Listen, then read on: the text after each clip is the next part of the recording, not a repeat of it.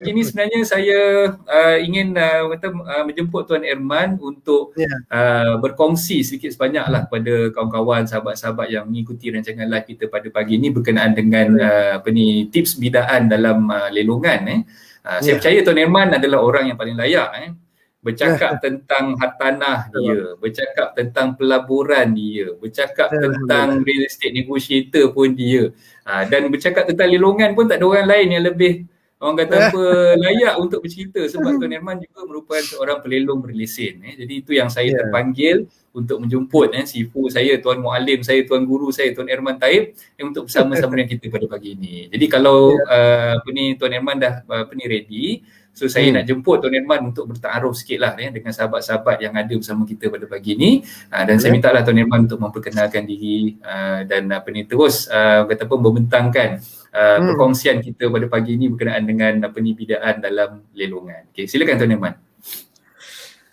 Okay, auzubillahi minasyaitonirrajim. Bismillahirrahmanirrahim. Assalamualaikum warahmatullahi wabarakatuh. Pertama sekali saya ucapkan jutaan terima kasih dan penghargaan kepada Muallim, Tuan Guru yang banyak memberi panduan dan banyak memberi pembelajaran kita secara percuma dan tidak pernah putus, dan kita boleh rasa ihsan dan keikhlasannya, iaitu Tuan Lawyer kita, Tuan Peguam kita, iaitu Tuan Isaac. Baik, seterusnya kepada tuan-tuan dan puan yang hadir pada pagi ini bersama-sama saya dan juga Tuan Isaac untuk kita berceritakan sedikit tentang apa itu lelongan dan bagaimana kita boleh mengambil peluang daripada sektor pembelian hartanah tersebut. Baik, sebelum itu suka saya perkenalkan diri saya secara ringkas. So, nama saya Erman bin Taib. Saya merupakan seorang ejen hartanah berdaftar bersama IQI Realty Sdn Bhd. So, saya juga merupakan seorang pelelong berlesen negeri Selangor, Kuala Lumpur dan Terengganu. So, insyaAllah saya personally sedang usahakan negeri-negeri lain juga. So, daripada pengalaman beberapa negeri menjadi pelelong tersebut, menjadikan ilmu dan pengalaman yang Allah pinjamkan tu sebagai panduan yang saya boleh berikan kepada sedikit perkongsian lah pada pagi ini kepada tuan-tuan dan puan dalam apa itu lelongan dan bagaimana kita boleh buat pelaburan dan juga keuntungan daripadanya. Kalau ditengokkan tuan-tuan dan puan pada keadaan semasa, bagaimana yang kita lihat bermula pada 18 Mac tahun lepas, so sampai sekarang yang pada asalnya kita ingatkan macam satu suasana yang sekejap. Dululah 18 bulan 3 tahun lepas, kita pun baru nak kenal apa itu COVID-19, kemudian kita pun masa tu baru nak kenal apa itu PKP. Kan kita pun pada awal PKP pun tak kemas lah kan, semua masing-masing ingatkan tak payah pergi kerja. So kita pun pergilah restoran, pergilah mancing, pergi main bola, apa semua. Tidak, rupanya kena duduk diam-diam. Maksudnya the moment kita kenal kebolehan sebenar makhluk Allah, hamba Allah bernama coronavirus ni atau COVID-19 ni, memang satu waktu tu bila kita tahu kebolehan sebenarnya, memang satu benda yang sangat mengerikan lah. Yang mana sampai sekarang kita lihat daripada bulan 3 tahun lepas sampai sekarang, taktikal negara kita sendiri menghadapinya masih lagi belum menjumpai satu taktikal atau strategi yang konsisten dan berjaya kan. So kita dah try macam-macam dah, PKP, PKPB, PKPD sebagainya kan. Mesti sampai sekarang dia masih lagi berada dalam suasana yang tidak stabil lah. Macam itulah. Malahan mana-mana negara sekalipun. So maksudnya solution yang saya nampak mengikut kajian saya, kalau ikutkan pada tahun lepas, kita rasakan macam ujung bulan 12 2020 tu dah boleh tenang-tenang sikit dah kan. So rupanya tidak. Sekarang ni dah bulan 6 dah pun, 2021, masih lagi dalam suasana yang lebih kurang sama macam tahun lepas. In fact kita PKP balik macam lebih kurang macam tahun lepas, tapi tak sengeri macam tahun lepas lah. Yang tahun lepas tu memang tak boleh keluar langsung, kalau keluar pun boleh pergi beli makanan je, patah-patah balik kan. Okay. So sekarang ni dengan itu tuan-tuan, apa tujuan saya ceritakan tu, iaitu bagaimana dengan kehadiran hamba Allah bernama coronavirus atau COVID-19 ni telah mengubah landscape dunia. Landscape ni daripada pelbagai sudut. Daripada landscape ekonomi, daripada landscape politik, daripada landscape sosial, dan yang paling impact dia sampai kepada mikro ekonomi individu. Kita sebagai sebuah keluarga tuan-tuan puan, di antara foundation utama kebahagiaan iaitu kekuatan ekonomi keluarga tu kan. Maksudnya pertahanan ekonomi keluarga tu kalau boleh bertahan dalam suasana begini, maksudnya insya-Allah okey. So namun ialah kita tidak nafikan kebahagiaan keluarga tu dibina daripada persefahaman, kasih sayang, kan, toleransi sebagainya, tapi bila ekonomi kuat, ekonomi keluarga tu kuat, foundationnya kuat, so semua pun okey, kan, bahagia, cakap pun baik-baik, kan, harmoni semua, kan. Tapi bila foundation ekonomi tu rosak ataupun terjejas, dekat situ tiba-tiba suasana jadi tension, kan, bercakap pun dah lain tonasi, adik-beradik pun dah tak harmoni. Pasal apa? Foundation ekonomi tu tak strong. Apa maksud saya di sini ialah tuan-tuan puan, itu yang sedang berlaku sekarang. Saya ataupun kami sebagai pelelong menerima listing-listing lelong yang banyak sekarang. Maksudnya apa? Orang ramai tak boleh nak bertahan dalam suasana semasa ini. Yelah, nak buat macam mana, dah itu taktikal strateginya, kan, kena PKP barulah kita boleh turunkan impaknya. Satu peringkat Kementerian Kesihatan kata kalau tak buat PKP kita akan mengalami kelumpuhan dalam kesihatan Malaysia. Maksudnya sektor kesihatan akan lumpuh. Pasal apa? Terlalu ramai yang kena, tak cukup katil, hospital dah tak cukup doktor, nurse sebagainya. So terpaksa, tapi dalam terpaksa tu dia punya impact pun besar, iaitu kepada ekonomi individu. So oleh kerana itu tuan-tuan puan, saya melihatkan pada finding saya, pada kajian saya melihatkan satu suasana yang ramai orang tak boleh bertahan. So bila tak boleh bertahan, asasnya bila kita ada sedikit pendapatan, so pertama sekali apa kita akan pilih? Kita akan pilih untuk terus hidup. Di antara individu yang saya terpaksa lelong rumahnya, sebagai pelelong, saya terpaksa ketuk lelongan rumahnya, sebagai individu, dia kata yang pertama sekali tuan, keluarga saya kena makan. Yang pertama sekali keluarga saya kena teruskan hidup. So bila dia ada pendapatan sikit, dia utamakan itu. Okey, bila ada lebihan, kalau diberi pilihan di antara rumah dengan kereta, kebanyakan jawapannya adalah kereta. Kan, bayar kereta tuan, at least kereta tak kena tarik. Dengan kereta inilah saya boleh cari rezeki. Kan, rumah tak apalah. Saya harap bank faham, bank boleh tak perlu lelong. So kalau ADN kena lelong pun saya kena pertahankan kereta ni. Kan. Bukanlah kereta kemewahan dia apa, tidak. Maksud kereta yang digunakan pergi kerja, hantar anak tadika, hantar isteri kerja, pergi balik apa semua, balik kampung. Tu kan, dia pertahankan tu, dia bayar tu dulu. Barulah dia bayar rumah. Kalau ada lebih. Kalau tak ada, dan terpaksalah apa pun. So dilihatkan tuan-tuan puan, sampai peringkat lah, kalau dilihatkan lelongan-lelongan tu sampai peringkat terlalu banyak. Sampai peringkat lelongan kedua, lelongan ketiga pun masih lagi belum ada pembida. Dia lelongan yang pertama ni tuan-tuan puan. Okey, kita masuk pada lelong. Nak bagi tahu suasana semasa membawa kepada pasaran lelong. Dan saya akan buka slide saya menceritakan sikit asas apa itu lelongan dan bagaimana kita boleh masuk bidaan dengan baik. So daripada situ tuan-tuan puan, bila kita satu hartanah itu dilelong, yang pertama sekali dia akan dilelong pada market value. Sebagai pelelong, bila saya nak lelong tu, saya akan terima valuation report dan juga arahan daripada lawyer bank. Yalah, bank kan pemilik hartanah tersebut. Bila klien dia tak boleh bayar installment tersebut, maka bank akan memilih untuk jalan terakhir, iaitu foreclosure. Foreclosure ni apa? Lelong lah. Maksudnya paksa jualan. So daripada situ, bank pun akan minta valuer untuk keluarkan valuation report. Berapakah value terkini hartanah tersebut, dan peguam akan mencari seorang pelelong. Contohnya saya, dia pun hantarlah surat daripada bank, kami ni wakil daripada bank yang ini melantik anda untuk melelong hartanah ini. Maka saya kena prepare POS. So saya akan buat POS tu berdasarkan arahan daripada lawyer tersebut dan juga valuation report. Maksudnya apa? Nilai hartanah semasa. Tapi valuation report tu oleh kerana tempoh nak sampai ke lelongan lama, kadang-kadang valuation report tu adalah yang 6 bulan, yang tahun lepas.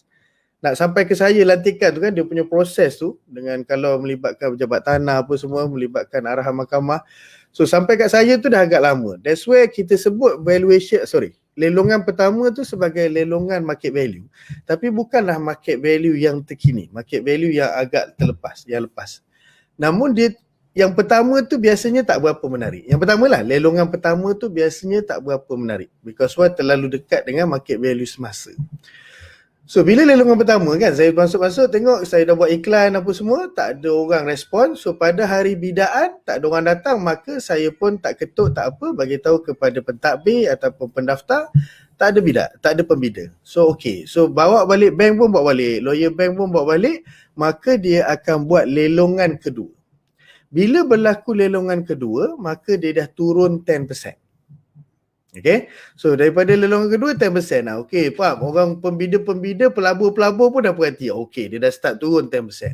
Lelongan kedua. So lelongan kedua tak ada pembida juga. Barulah lelongan ketiga turun lagi 10%. That's where tuan-tuan puan, di sinilah di mana pembida-pembida, pelabur-pelabur, bila dia nampak satu hartanah lelong, dalam biasanya lelongan pertama, kedua ni tak berapa menarik. Bila dia masuk lelongan ketiga, iaitu dalam keadaan dia dah turun sampai 20%, 30%, so dekat situlah yang menjadikan yang orang ramai akan masuk bidaan. So dia macam ni tuan-tuan, dia bila dia dah masuk bidaan pada lelongan ketiga, so bila dalam keadaan itu kan dia bida balik ramai masuk. Tengok-tengok dia naik macam bidaan lelongan yang kedua. Macam tu lah. Alright, okay. So dengan itu sedikit asas tentang lelongan. So saya nak mohon izin daripada Tuan Isaac untuk saya kongsikan sedikit slide yang saya dah sediakan untuk sharing saya pada pagi ini. Silakan Tuan. Okay, saya masukkan dalam stream ni. Okay. Sekejap ya. Saya tak nampak komen ni. Semua orang okey ke? Boleh. So far Alhamdulillah ramai yang masih orang kata apa bersama-sama kita dan teruja untuk dengar perkongsian Tuan Erman. Okeylah sekadaran yang mampulah saya memang ada satu slide khusus bila ada jemputan tentang bercerita lelong, saya suka bawakan slide ni. So sekadar yang mampulah. Kalau Tuan Isaac tengok masa tu dah dekat solat Jumaat, bagi tahu ini Jumaat kalau boleh. Baik, okey, alhamdulillah. So tuan-tuan dan puan, terima kasih Tuan Isaac. Tuan-tuan dan puan, lelong ni apa dia? Lelong ni adalah salah satu cara pembelian hartanah. Okay, yang kita fahamkan asasnya membeli hartanah ni ada 3, iaitu secara pembelian rumah baru, new development, dan yang kedua secara subsale, dan yang ketiga ada secara lelong. Tiga pelaburan ini tuan-tuan dan puan, saya kenali. Apa-apa pun bila kita sebut pelaburan, ia adalah hamba. So kita tenang. Kenapa kita bahasakan begitu? Bila kita melihat perspektif apa kita buat tu, kita sedang buat satu hamba. Maksudnya apa? Dia ada kelebihan dan dia ada kelemahan dan dia ada cabaran tersendiri. Dia ada waktu sihat dia ada waktu sakit dia ada waktu demam dia, semua ada. Apa-apa pelaburan pun, tak kiralah saham ke, emas ke. Jadi tuan-tuan dan puan-puan yang berminda, yang ingin berpaksikan minda melabur, ingin buat pelaburan, kena faham. Bila sebut pelaburan, kita sedang masuk dan sedang berdamping dengan seorang hamba ataupun satu hamba. Jadi janganlah rasakan bila hamba, dia jauh lagi daripada kesempurnaan.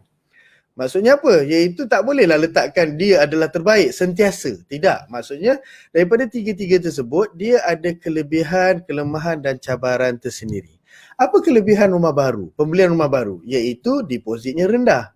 Kita bayar booking RM500,000, kemudian dapat loan, developer pula bagi 10% below market value ataupun 10% below S&P, rebate, discount sebagainya.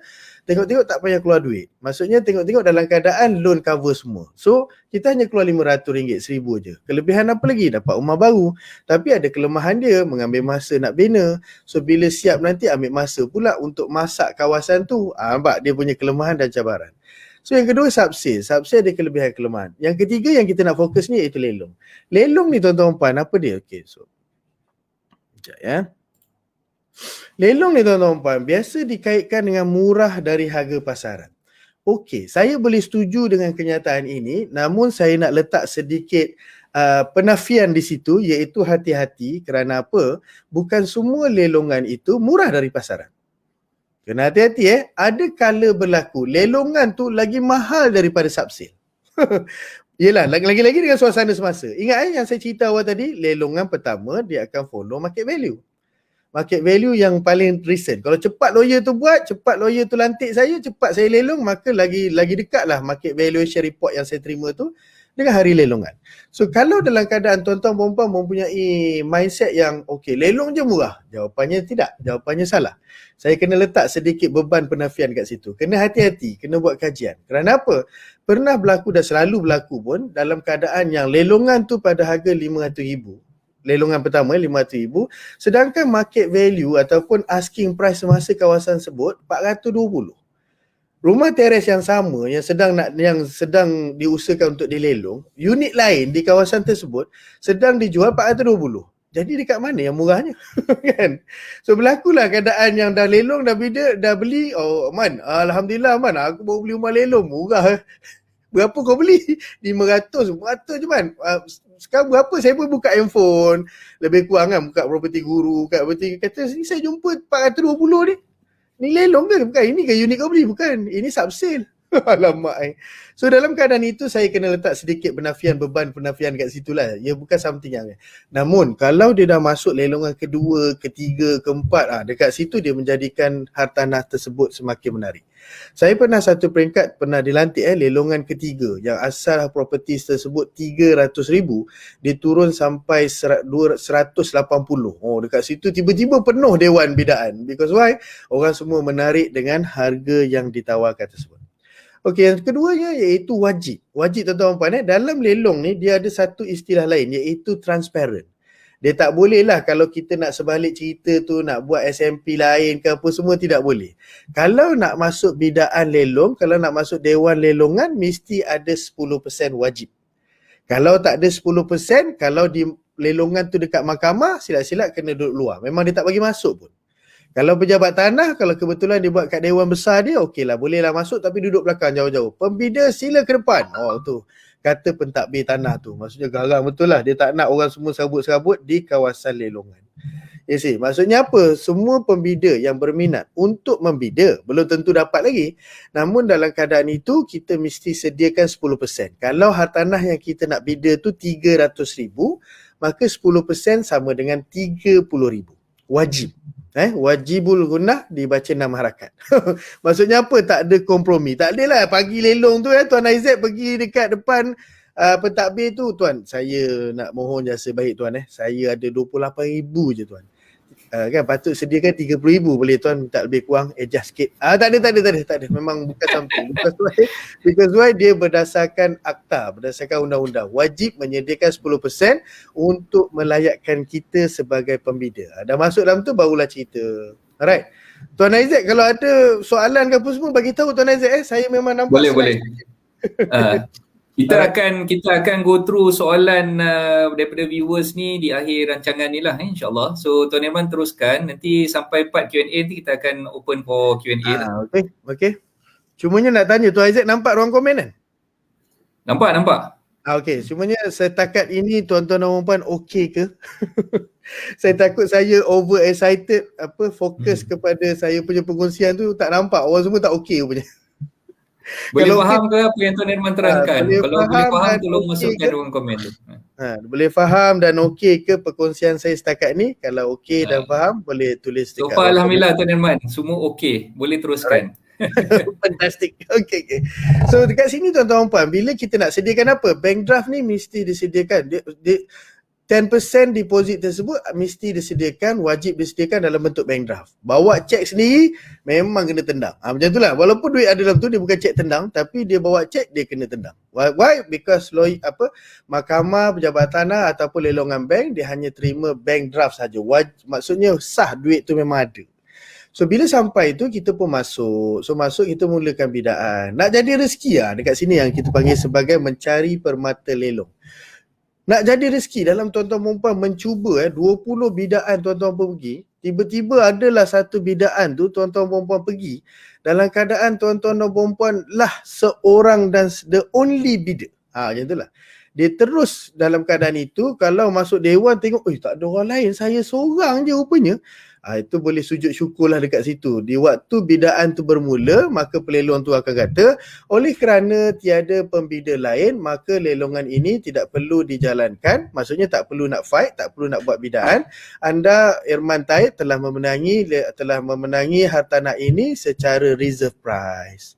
So dapatlah kita reserve price. Namun kalau kita ada dua saja pembida, contohnya saya dan Tuan Isaac masuk dewan tu kan, saya tengok ada seorang je, alamak handsome betul orang ni kan, Isaac ke apa ke namanya contoh kan.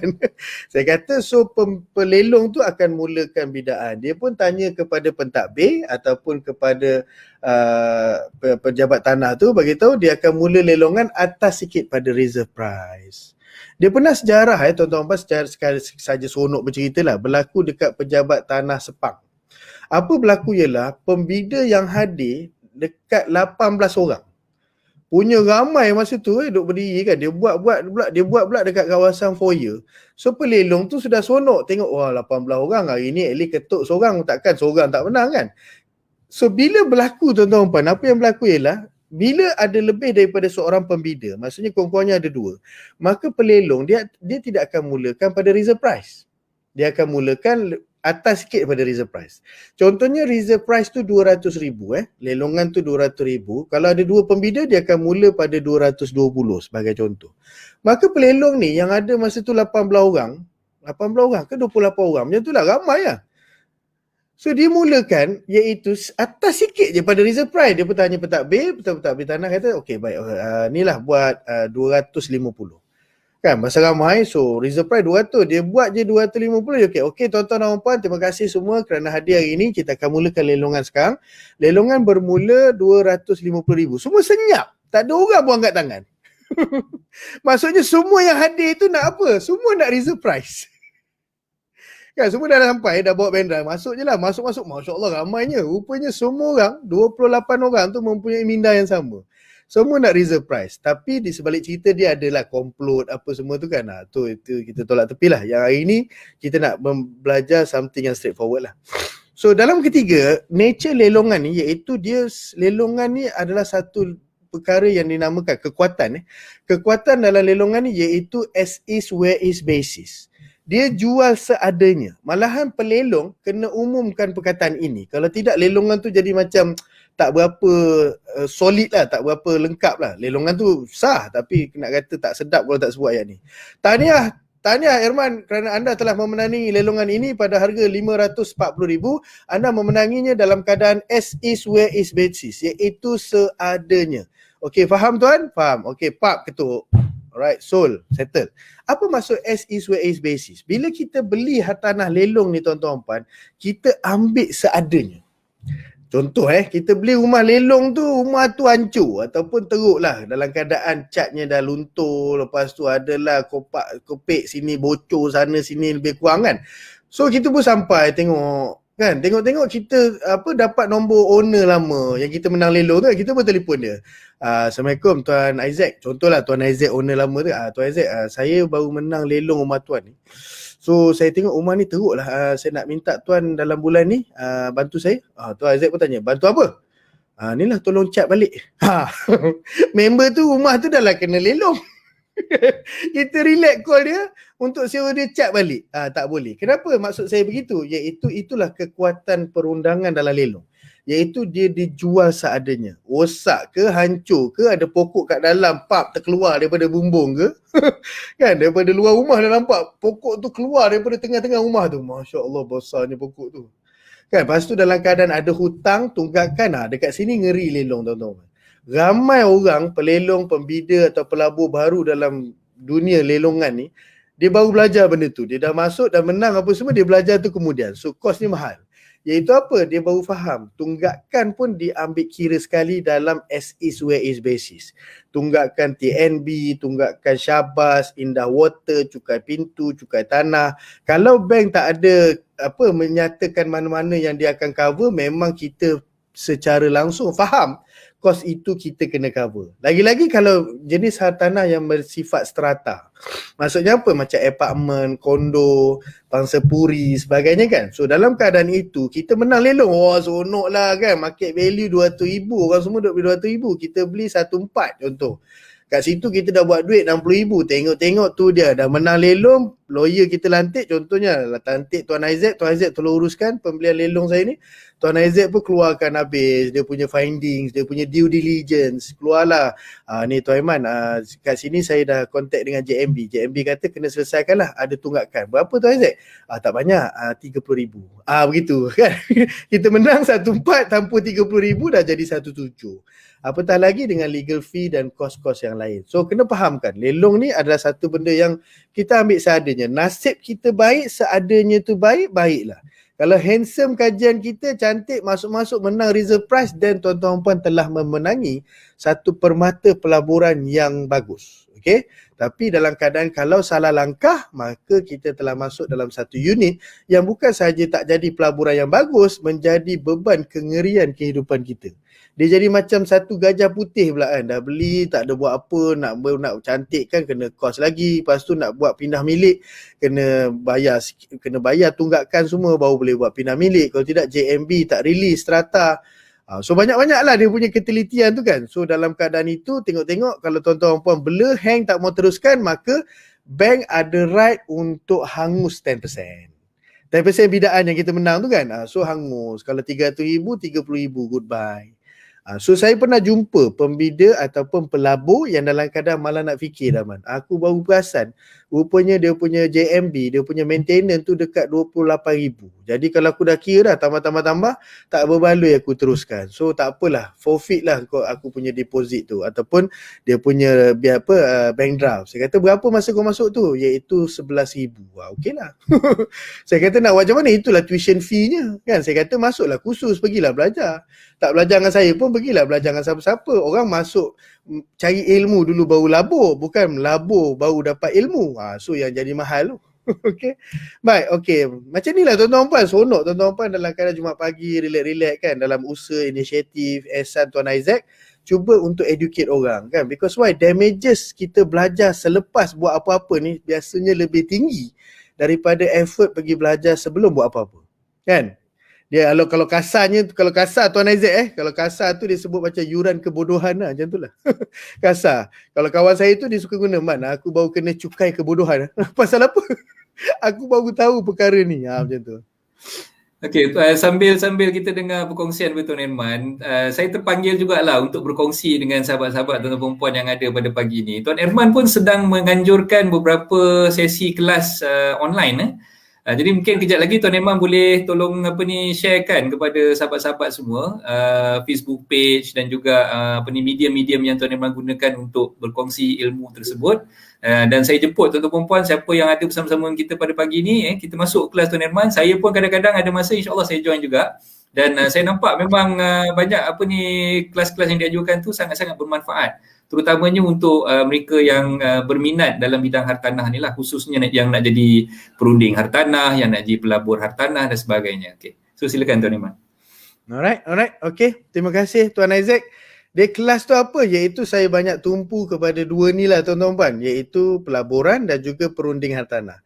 So mungkin dari sudut kerjaya tuan-tuan puan dah okey apa semua, tapi kalau nak belajar pelaburan, saya dah kemaskan satu modul pembelajaran iaitu pelaburan sublet, subsale, lelong dan juga rumah buruk. 4 itulah. So sekarang ni sedang berlangsung satu siri kelas iaitu 5 hari kelas. So kita dah mula last week, minggu ni 2 hari lagi dan next week 5 hari. 5 hari tu comprehensive of strategi pengurusan kewangan, strategi selesai hutang dan kemudian strategi pelaburan tanah. Tiga major modul tu lah yang dipecahkan menjadi 5 hari. Alright. Okay, tak apa. Tuan-tuan kalau nak follow bulan 7 ni saya ada buat sharing. Kalau tuan-tuan nak belajar sikit pasal tanah, boleh awal bulan 7 ni. So boleh follow dekat FB page saya lah, Erman Taib. Senang cari. Okay. Tuan Isaac boleh saya teruskan? Masuk dekat ni.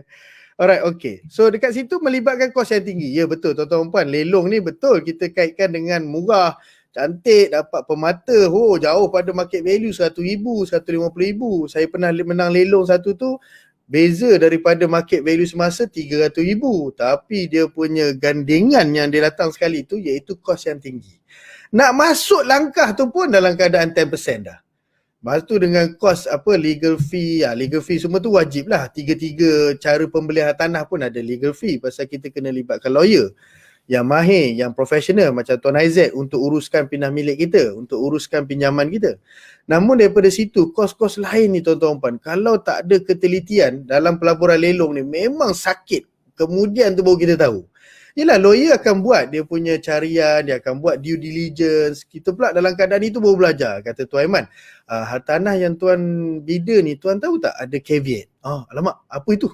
Kan, caveat ni bukannya telur ikan salmon ke? Macam tu lah kan, dia pun macam baru belajar situ kan. So, bukan Tuan, caveat ni orang letak beban pada hartanah ni. Tuan kena berurusan dengan caveat tu untuk dia cabut. Kalau tidak, tak boleh teruskan pindah milik. Alamak, kan, baru nak belajar lepas tu. Itu yang biasa melibatkan kos yang tinggi. Nombor 5, tiada waranti. Dia ni membezakan dia dengan rumah baru. Malahan rumah subsale. Rumah subsale, kita based on contract tuan-tuan. Subsale maksudnya saya beli daripada tuan rumah yang nak jual.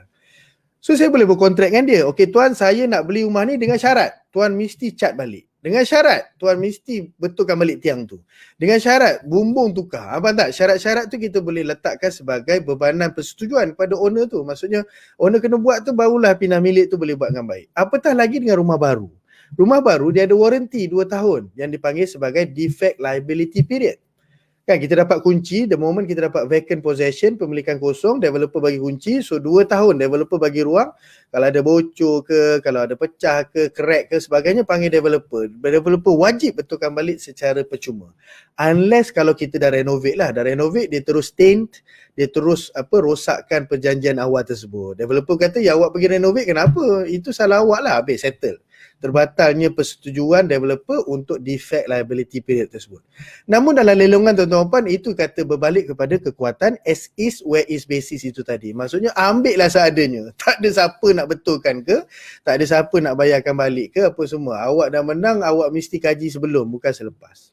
Okey, contoh lelongan sajalah untuk memberi tuan-tuan puan excitement dalam dunia lelongan ya.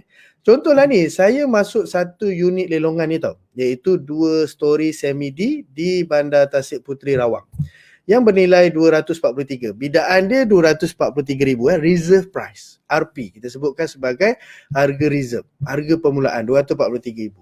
So saya pun melalui ejen saya masa tu, Tuan Ishak Had, dia pun bagi tahu, oh ini bagus man, kena beli man, lelong ni murah ni. Saya kata tak apa, bagi saya buat kajian sikit, saya pun buat kajian. Saya lihat dalam BRICS, dia punya hartanah tu transaksinya di antara 350 ke 470.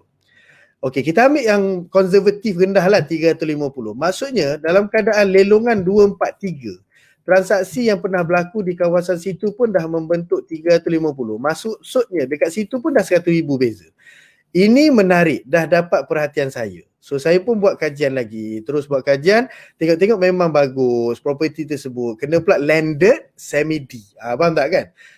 Okey, so masuklah bidaan. Masuk bidaan ada 2 orang. Melalui ejen saya Tuan Ishak tu, dia kata, man ada 2 orang ni ada peluang. Saya kata saya tak mau tinggi-tinggi. 250 kalau menang baru ambil. Oh pak, menang betul. 250. So orang yang seorang lagi tu dia memang nak reserve price. Pelelong tu naikkan sikit 250 terus menang. Macam itulah. So apa berlaku je lah, ini rumahnya sebuah semi-D. So okey lah rumah dia. So dah ditukarkan menjadi rupa lebih kurang macam ni. Okey. So berapa saya berjaya jual? So saya harga beli, harga bidaan 250, kos guaman, duty stamp 13,000, baik pulih 15,000. Nampak? Upfront tu pun dengan bidaan dah 25,000, 10%. Lepas tu, 23,400 tadi. So tambah pula 13, tambah pula 15. Awal-awal muka depan pun dekat 50,000 dah. So dekat situ dengan harga belian 278, harga jual saya dah jual Tuan Aizat tahun lepas dengan harga 350,000. Namun Tuan Aizat sekarang ni dunia lelongan tengah betul-betul diuji lah. Tak apa, saya habiskan matematik dulu. So untung kasar 71,500. So alhamdulillah tu cukai tak ada pula tu tahun ni. So tak kena cukai lah. Tapi kita ambil kira lah cukai pun. Dalam keadaan itu kita berupaya berpotensi buat keuntungan sebanyak 50,000 setahun. Sebab tu saya kata saya nak ajar sangat siapa-siapa yang sudi bersama saya nak dibimbing untuk belajar ilmu ni yang boleh membantu kita buat 50,000 setahun. InsyaAllah. Saya biasa buat lebih pada tu Tuan Aizat, tapi kita sebut konservatif lah. 50,000 setahun. Tapi dalam keadaan ini Tuan Aizat iaitu pasaran hartanah semasa betul-betul sedang teruk diuji lah sekarang. Diuji dari sudut apa? Diuji dari sudut proses. Betul tak Tuan Aizat? Maksudnya kalau kita dalam proses pindah milik tu kan melibatkan konsen, melibatkan pejabat tanah, kerajaan negeri, Masya Allah tak pernah dalam sejarah lah konsen tu sampai 6 bulan, 7 bulan. Lama makan betul. Masa sikit lah sekarang ni. Memang proses lambat sikit. Ya. Kena pula dalam keadaan dengan keadaan PKP-nya, kemudian ada pejabat tanah yang tutup terus, ada pejabat tanah yang guna smart box kan. Ada tu by appointment, ada tu by email. Masya Allah. Ingatkan by email, oh lagi cepat. Rupanya lagi lambat. Namun by email tidak akan buka. Handphone pun boleh nampak arahan tu kan? Tak ada. So memang ngeri lah. So investment yang patut kita boleh selesai. Tuan-tuan puan, kita dalam pelaburan ni dia berkait rapat dengan timing tau. Timing duit masuk, cash in, dan timing cash out. Berapa cepat kita boleh buat duit, berapa banyak kita boleh buat duit daripada satu pusingan tu, itu yang terbaik. Namun semua pun, tak kira lah lelongan, subsidi dan juga rumah baru sedang teruk diuji sekarang dengan orang kata apa, bebanan kelembapan proses. Bukan salah siapa-siapa kerana keadaan semasa. Tapi sebagai lawyer saya rasa Tuan Isaac sekarang ni sedang teruk dibeban orang kata apa, dihujani dengan orang kata apa, soalan-soalan bila saya nak dapat duit ni sebenarnya. Punyalah setengah jam Tuan Isaac terang, Tuan jabat tanah sekarang apa semua okey dah. Dah habis cakap bila saya nak dapat duit. Itu je apa yang cakap beri tak mau dengar. Tapi dalam masa sekarang ni tuan-tuan dan puan, itulah macam yang Tuan Nirman beritahu, sebenarnya urusan di pejabat tanah terpaksa ditangguhkan sebab pejabat tanah semua tutup. Cuma urusan untuk stamping tu kita boleh teruskan lagi sebab kita boleh buat online payment lah. Proses untuk bayaran stamp duty dan sebagainya itu masih boleh dilakukan secara online. Cuma kekangan kami tu yang melibatkan pejabat tanah lah. Pejabat tanah memang tutup terutamanya di Negeri Selangor, Negeri Sembilan, saya rasa negeri-negeri lain pun sama juga. Dan dalam keadaan sekarang ni kalau ada kes-kes baru yang kami kendalikan, kami hanya mampu untuk menjalankan urusan macam drafting, SPA dan sebagainya lah. Itu yang kita buat dalam masa terdekat ni, insyaAllah. Teruskan Tuan Nirman. Ya. Itu yang dalam keadaan yang kita lihatkan agak kata apa, kalau kita keperluan duit tu cepat nak pakai kerana pelaburan tersebut, masa ni jangan main-main lah tuan-tuan. Pastikan pelaburan tu melibatkan 20-30% daripada reserve cash kita, kan, tak terjejas. Jadi ketenangan kat situ. Kalau tidak kita akan hari-hari lah call Tuan Isaac semalam kata dalam masa terdekat. Ni dah terdekat lah saya call, tak ada pun. Tuan, terdekat tu bukan semalam. Itulah kan. Terdekat tak. Macam kami sebagai ejen tanah pun memang begitulah pun kan. Punyalah sejam kita terangkan pada owner tu, ke suasana semasa, bebanan keadaan apa semua. Okey Man, dah habis cakap dah. Okey, Alhamdulillah Tuan. So macam mana, okey ke?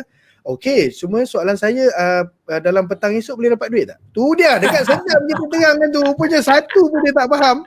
At the end of the day dia nak tahu apa dia nak tahu juga. Kata tak boleh buat apa-apanya. Kalau sekadar nak pinjam duit saya sikit-sikit bolehlah saya bantu lah. Macam tu, peringkat macam tu sekarang ni keadaan semasa. Alright? Okey, tak apa. Itu dia bukan something yang tak ada siapa-siapa punya pilihan, tak ada siapa-siapa pun boleh melawan. Semua kena ikutlah seadanya. Namun dalam keadaan itu still pelaburan hartanah ni masih lagi dalam keadaan macam mana pun, market jatuh ke, market naik ke, lagi-lagi dalam suasana semasa ni memang tengah menarik. So saya sangat galakkan tuan-tuan puan, carilah ilmu sebanyak yang mungkin. Spendlah energi, spendlah sedikit duit untuk buat kemaskan ilmu kita dalam pelaburan ini, kan? Ikutlah selera masing-masing. Ada orang buat duit dekat pelaburan saham, ada orang buat dekat emas, ada buat unit trust. Semua ni adalah hamba pelaburan. So salah satu hamba yang menarik sekarang ni iaitu pelaburan hartanah. So saranan saya jangan terus masuk dalam game tu dalam keadaan yang kita tak tahu ujung pangkal kan. Tahu-tahu orang kata kena buat bandra, masuk-masuk tu dia baru belajar kemudian. Itu yang jadi kosnya mahal. Saya pernah jumpa Tuan Isaac seorang individu pelabur kan. Dia kata dia pelabur, dia dah menang bidaan tu. Dia pun jumpa saya, Man, saya baru tahu rupanya apartmen ni dia kena bayar satu kos. Kos apa? Dia panggil maintenance. Saya jadi macam astaghfirullahalazim. Maintenance pun kau tak tahu. Punyalah nak bagi tahu. Yelah Man, aku tak duduk pun situ. Aku tak guna pun swimming pool, lift apa semua. Rumah aku tingkat satu je Man. Aku tak pasal apa aku wajib bayar.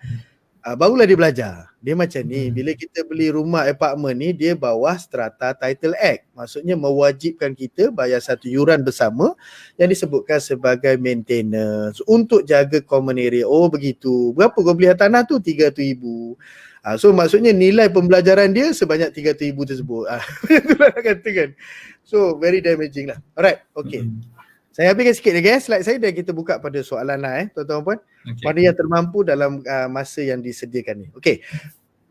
Pada akhirnya tuan-tuan puan, saya merumuskan kalau tuan-tuan puan nak jadi seorang pelabur hartanah, kalau dalam lelong puzzle-puzzle yang saya sediakan ni untuk lelongan. Tuan-tuan puan perlu belajar 6 perkara ni.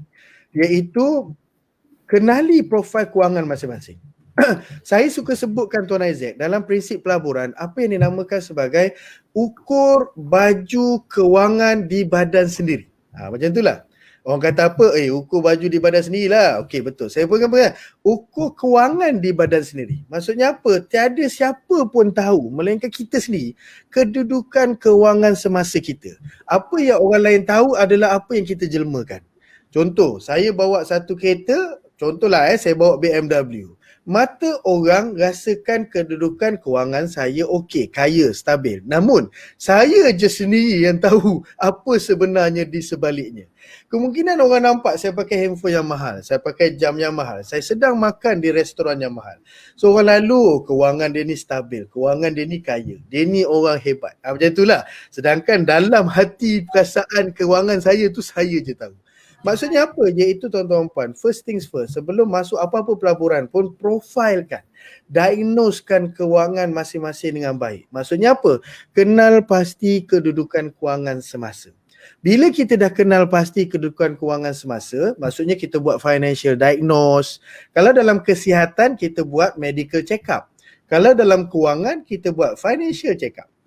Maksudnya kita telitikan, kita tengok bagaimana keadaan cash flow, net worth kita, sistem pertahanan terakhir kewangan kita iaitu simpanan. Ni semua kita profilkan dengan betul. Dekat situ dia akan keluar dua jawapan. Bila tuan-tuan pun dah buat analisis tersebut, simple je pun something tu, boleh belajar, no worry. Very straightforward dalam 8 tiang perancangan kewangan. Bila tuan-tuan perempuan dah buat begitu, maka tuan-tuan perempuan akan keluarkan dua kenyataan ini. Saya nak mula melabur hartanah, saya akan cari hartanah bukan sahaja saya layak, satu. Yang kedua, mampu. Mata bank memang tuan layak. Maksudnya apa? 70% daripada gaji semasa. Yang dikenali sebagai DSR, Debt Service Ratio. Memang layak. Tapi persoalan kedua, kita je mampu jawab. Bank tak mampu jawab. Iaitu mampu ke tidak sebenarnya masuk dalam pelaburan ini. Sebab tu yang pertama tu penting. Profil kewangan kena kemas dulu. Maksudnya tak kenali dan lihat berapa sebenarnya hartanah yang kita boleh masuk. Pada mata bank, tuan-tuan perempuan boleh melabur hartanah RM500,000. Pada mata kewangan kita, analisa kita RM300,000. Maka bukanlah bank penentu, kita yang tentukan. RM300,000 dah, itu limit saya. Kalau saya pergi lebih pada tu, maka tuan-tuan perempuan akan masuk dalam satu gelanggang yang dinamakan sebagai gelanggang risiko. Okey, tuan-tuan puan, dalam pelaburan ni dia ada dua gandingan, iaitu risk dan juga return. Jangan hanya excited pada return. Semua orang sebut macam tu lah. Wah man, saya kalau selesai ni saya boleh buat duit RM100,000. Oh ni tak lama man, setiap bulan RM40,000. Itu yang kena scam elok tu. Why? Pelaburan ni dia berkait rapat dengan dua gandingan, iaitu risk and return. Risiko tu kenali betul. Okey, last kali tentang risiko ialah dia ada dua keadaan. Adakah kita sedang taking risk ataupun being risky? Macam mana nak dibahasa Melayukan tu Tuan Isaac? Adakah saya mengambil risiko atau being risky? Being risky ni macam mana saya tak berapa pasti. Saya merisikokan diri. Itulah merisikokan diri lah. Maknanya kita meletakkan diri kita kepada risiko tersebut kot. Macam tu lebih kurang. Meletakkan risiko tu yang terlampau-lampau. Maksudnya kalau berlaku ekstrim. Macam tu lah. Taking risk dan being risky. Tolong jasa baik tuan-tuan puan tulis dekat ruang komen. Risiko sama dengan taking risk, being risky. Baru saya terangkan. Taking risk apa? Kita mengambil satu bebanan risiko tu pada kadaran yang kita mampu hadapi. Maksudnya apa? Kalau hartanah ini, kalau dalam konteks hartanah, hartanah ini tidak berjaya, maksudnya tak handsome, tak berlaku seperti mana yang kita rancang dengan izin Allah. So, saya kena bayar bulan-bulan. Bank tak adalah kita boleh jumpa bank cerita, bank, asalnya bank, saya target nak sewa. Tak ada penyewa bank, tolonglah faham. Tak boleh. Mana ada bank boleh faham macam tu. So bank kata lantak kau lah. Yang penting bulan-bulan bayar. So kalau keadaan itu laku, soalannya boleh bertahan tak? Contohnya kena bayar 1,200 bulan. Pasal apa? Tak ada penyewa kan? So tak berlaku seperti mana kita jangka. So bulan-bulan membayar tu boleh tak? Mana kalau saya tanya, Tuan, kalau 1,200 kena keluar bulan-bulan, ganggu tak ekonomi keluarga? Oh tak ada, 1,200 tu okey je, tak ada masalah. Then maksudnya kita mengambil risiko.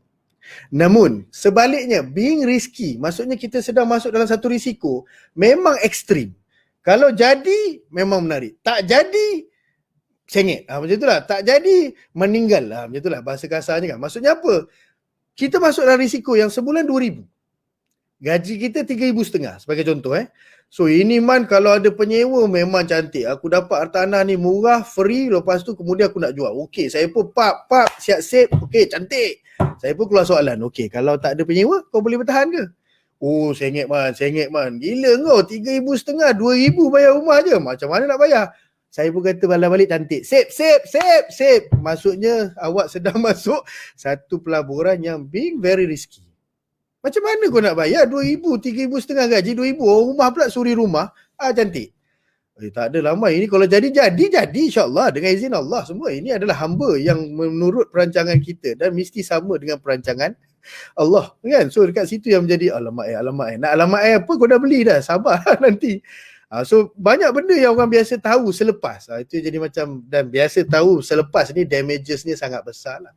Kemudian membina matlamat. Matlamat pelaburan tuan-tuan puan apa? Ada orang matlamat pelaburan dia nak bina tabung pencen. Ada orang nak selesai hutang. Ada orang nak beli rumah impian. Ada orang nak flip. Ada orang nak buat cash flow. Ini semua kena didefinekan dengan baik. Kerana setiap definition, setiap objektif ni dia punya tactical berbeza-beza. Tuan-tuan sebagai contoh, tuan-tuan perempuan nak beli hartanah yang boleh dijual balik. Maksudnya nak buat cepat. Kan tahun ni beli, settle pindah milik, tahun depan jual, terus keluar, cash out, buat duit. Kan macam itulah sebagai contoh kan, 30-40 ribu buat setahun. Itu common orang buat. Tapi dalam keadaan ini, hartanah jenis apa yang sesuai? Kita kena buat kajian. Iaitu kalau ikut pada data yang dikeluarkan oleh NAPIC, National Property Information Center, yang paling famous dan selalu top ranking, iaitu rumah teres double story. Faham tak kan? So kita beli hartanah yang betul, yang peminatnya ramai. Harga berapa? 500,000 ke bawah. So dalam keadaan itu, hartanah tersebut ramai peminat dan memang dalam keadaan ramai orang mampu beli, barulah betul. Kita tak tahu hujung pangkal, saya nak flip laman, saya tu beli banglo harga 700,000. Nak jual balik berapa tuan? 1.4. Elok tuan. Elok. 700,000 nak jual 1.4. Market sekarang duk jual 78. Faham tak kan? Market jual 78 dengan nego apa semua 700,000. Sudah elok, break even lah tuan kalau break even. Faham tak ya? Ini saya jadi macam mana taktikal awak masuk ni? Ini bukan benda main-main ni. Kalau salah langkah 30 tahun kita kena merana membayar duit rumah tersebut. Sebab tu tuan-tuan puan invest sikit. Maksudnya pergi belajar, tenang, cari mentor. Macam ni lagilah dengan Tuan Isaac, buat lagi pula sharing apa semua kan. Tanyalah sebagainya. Kemudian fahami, dalam lelong ni dia ada banyak benda tau. Dia ada melibatkan kena buat carian, kena faham caveat, kena tahu lelongan tu kat mana. Dokumen lah. Saya tengok lelong ni, Tuan Isaac dia banyak melibatkan undang-undang dan dokumen. Iaitu kena mahir baca POS. POS apa? Pengisytiharan jualan. Proclamation of Sales. Kemudian kena mahir baca syarat-syarat jualan. Kemudian dah menang, dah bidder, dah berjaya, apa berlaku. So kita tanda tangan memorandum jualan. Dia tak ada tiba-tiba kan tanya lawyer, tuan bila saya boleh dapat SMP saya? Elok, buat malu orang je. Buat malu kat orang je. Daripada lawyer tanya macam tu kan. Mana memang tak ada SMP tuan-tuan puan. Dia pakai POS dan contract of sales saja. Dia tak ada SMP. Tak ada, itulah yang menggantikan SMP kan. So barulah lawyer boleh buat pindah milik tersebut. So still kena bayar legal fee untuk pindah milik, dan kalau buat loan kena bayar legal fee loan agreement. So semua tu kena tahulah kan. So dalam keadaan lelongan tu dia ada pula dia punya masa yang wajib dipenuhi. Contohnya kalau lelongan pejabat tanah mesti selesai dalam tempoh 90 hari. Wajib, apa nak jadi. Pejabat tanah even pentadbir beritahu, saya tidak akan bagi, saya tak akan melayan sebarang penangguhan.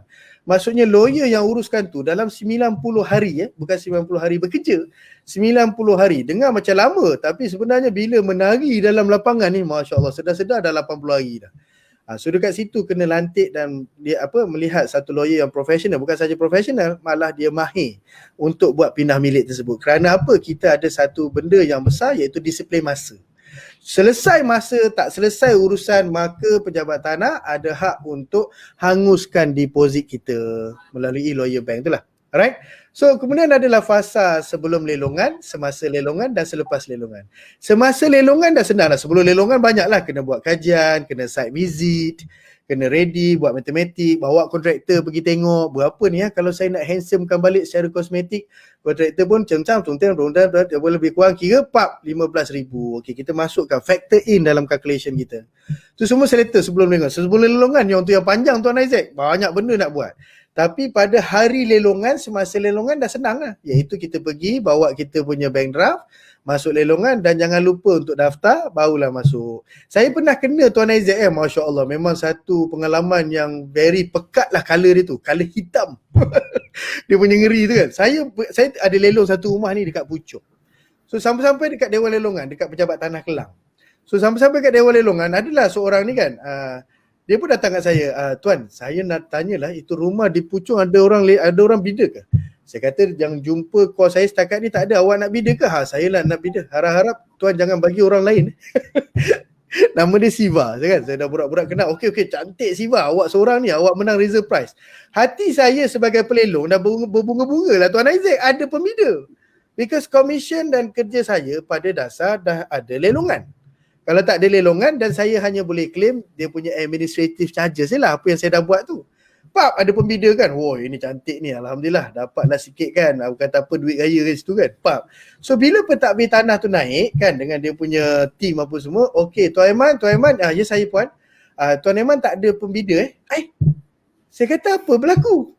Saya pun pergi kat Siva, you kata you bida apa pasal? Tuan, saya bida, ya.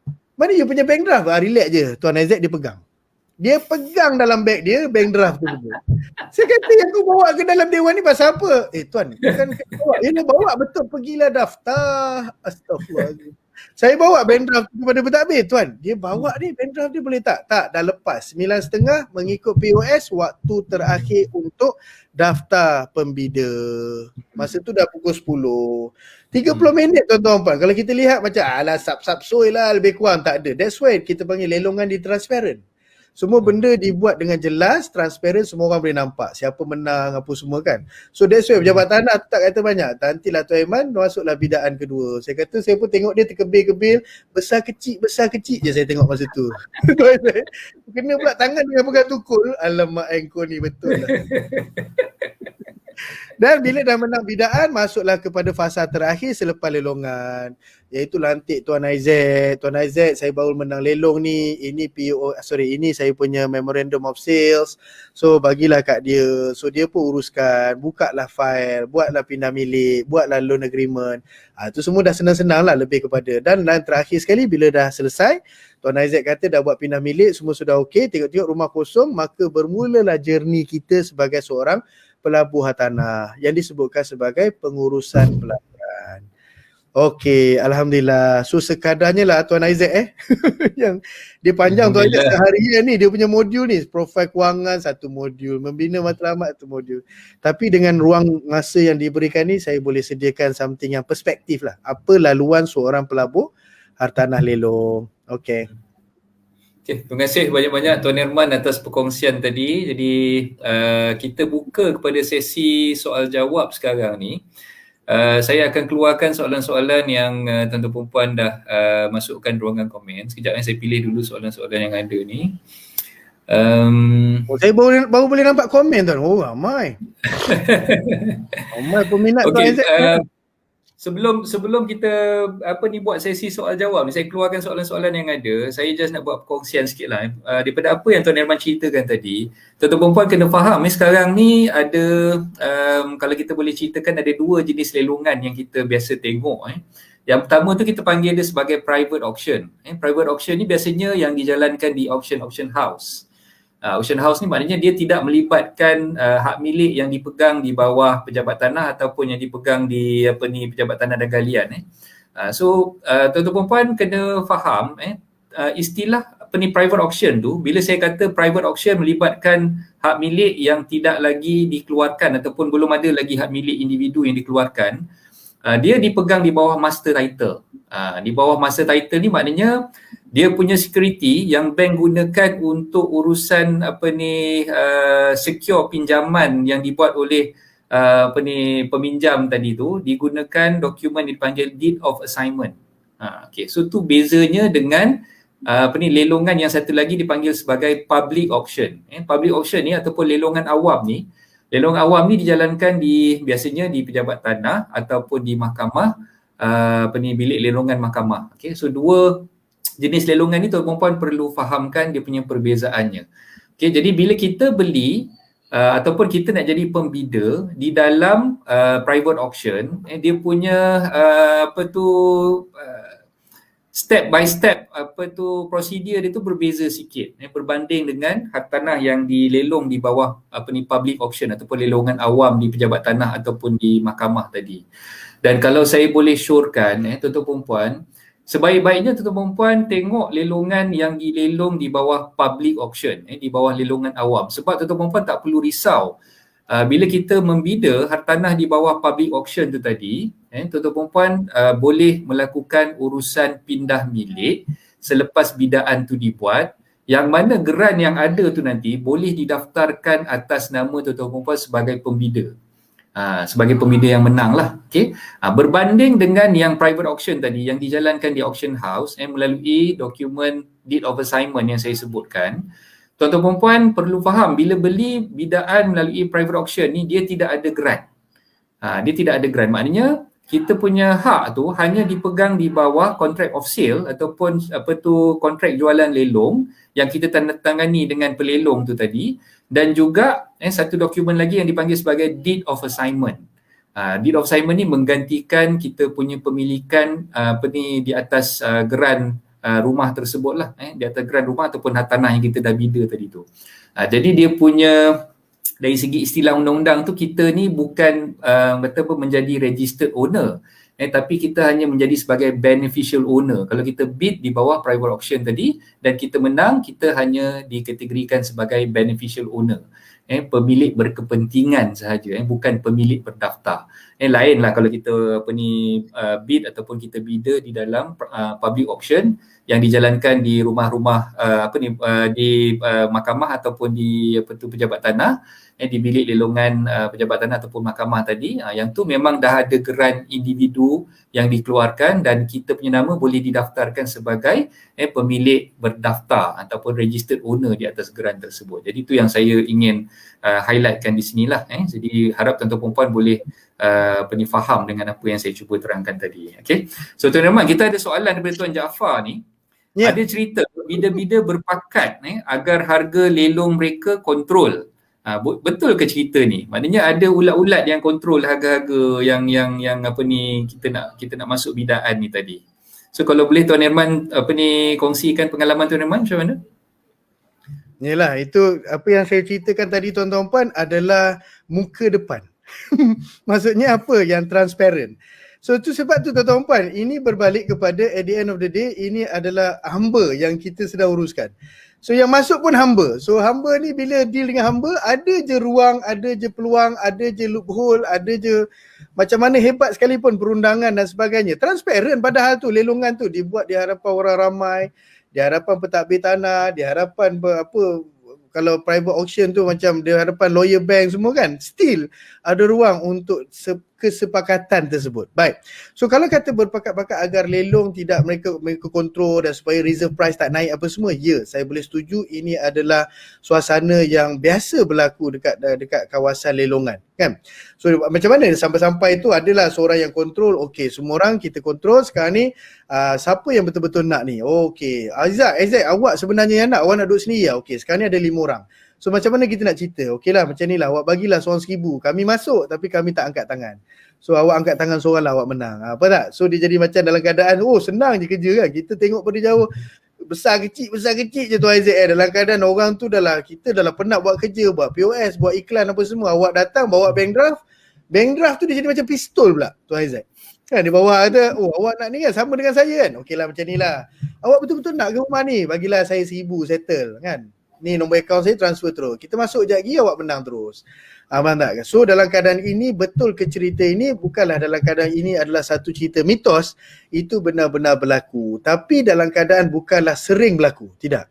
Dia ada tempat-tempat dan tengok pada jenis property tersebut. Maksudnya property itu kalau hot dalam keadaan. Tapi ada je dalam keadaan yang ada orang cuba kontrol tapi pembida semua gentle. Tak ada. Nak masuk kita fight. Macam itulah, tak payah nak nego-nego, nak bincang-bincang semua.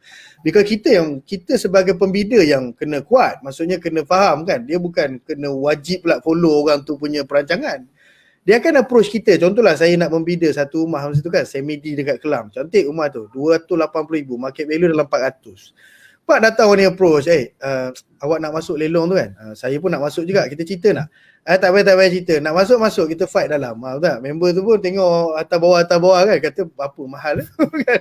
Dia bukan satu, jangan bimbang tuan-tuan ni sebagai pembida, relax lah kan. Apa pun dekat situ pula ada polis apa semua yang jaga semua kan. Tak payah nak risau, itu adalah benda common berlaku, tapi bukannya something yang orang kata apa tradisi berlaku, tidak, bukan wajib kita ikut tak. Lagi-lagi kalau kat mahkamah, even dekat depan-depan foyer tu Tuan Aizat kan, ramai ulat-ulat apa semua tercari-cari siapa dia nak deal apa semua. Because itu cara mereka cari makan setiap hari kan. Pagi-pagi sanggup bangun kan.